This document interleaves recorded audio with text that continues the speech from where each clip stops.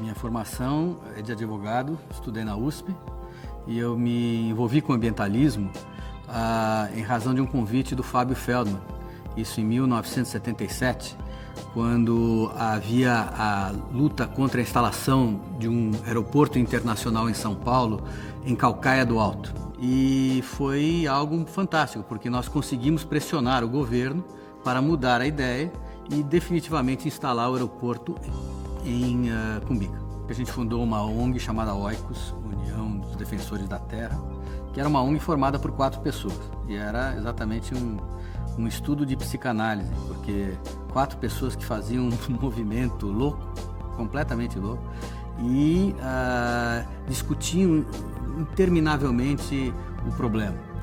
Tirar as pessoas da zona do conforto é o papel, na minha opinião, das ONGs mais modernas, que têm que saber comunicar. E esse é um grande problema das ONGs. O que as ONGs têm que fazer é colocar a questão do meio ambiente dentro das prioridades das pessoas e não tentar transformar o meio ambiente como uma prioridade. As pessoas têm que se indignar.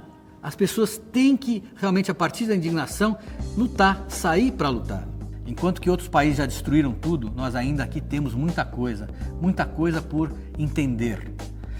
A sociedade precisa entender o Brasil como essa potência ambiental. Nosso papel como ONG é tentar aumentar essa consciência e trazer o ambiente para dentro da casa das pessoas, dentro das prioridades que as pessoas têm para a sua vida. Os recursos do planeta são finitos, dizem que a gente já está consumindo 1,5 planeta.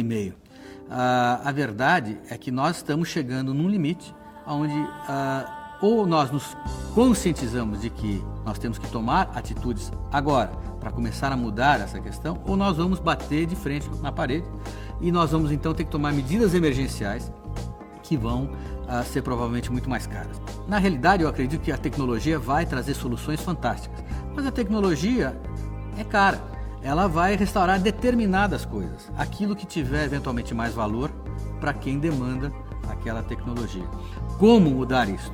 Primeiro, estabelecendo propósitos. É a partir exatamente dessa assunção de propósitos que você pode considerar que melhorar a qualidade de vida no planeta é um dos objetivos que você deve ter. E não ficar assustado com isso. As pessoas se assustam diante do tamanho do problema. Eu acho que sustentabilidade hoje em dia é a consciência que as pessoas têm que adquirir de que, de fato, nós estamos num planeta, recursos finitos, que nós temos que mudar a nossa maneira de ser e de viver, e que isso gradualmente se instala no papel que todos nós representamos. Nós temos, por exemplo, o papel de consumidores. Como consumidores, nós vamos cobrar das empresas cada vez mais atitudes nesse sentido. E eu diria que as empresas estão muito mais preparadas e muito mais abertas ao meio ambiente, à inovação, às ideias, do que o próprio governo. Para uma empresa, na minha opinião, o mais importante é pensar na engenharia do produto, no design do produto, do nascimento até o fim, né? Como é que ela vai transformar alguma coisa que lá na frente já tem uma reutilização, não necessariamente uma reciclagem. Na medida em que você hoje em dia tem uma tendência de redução de área, apartamentos de 35, 40 metros, solteiros vivendo nesses lugares, vocês, na minha opinião, estão à frente, porque vocês podem enxergar exatamente como atender a essa demanda, modificando os móveis mais ergonômicos, móveis que tenham mais do que uma função. Isto, para mim, faz todo sentido. Então, o design incorpora uma redução da utilização de material, incorpora uma utilização de um material mais sustentável, produzido de forma mais adequada, que tem uma cadeia de valor certificado. Tudo isso, na minha opinião, faz com que você tenha um impacto natural de redução de pegada ecológica desse produto efetivamente. Empresas que estão à frente entendem essa necessidade. O que aconteceu com a indústria de papel e celulose foi uma adaptação e uma evolução para realmente essas empresas hoje serem empresas que são bastante sustentáveis, visto que elas dependem de um recurso renovável, que são as florestas plantadas, e que elas têm que cuidar de outros insumos. Essa geração tem tudo para levar isso muito melhor do que a gente teve. Primeiro tem os meios que nós não tínhamos, vive numa democracia plena que nós não vivíamos, é muito mais preparada do que a gente e tem muito mais jovem.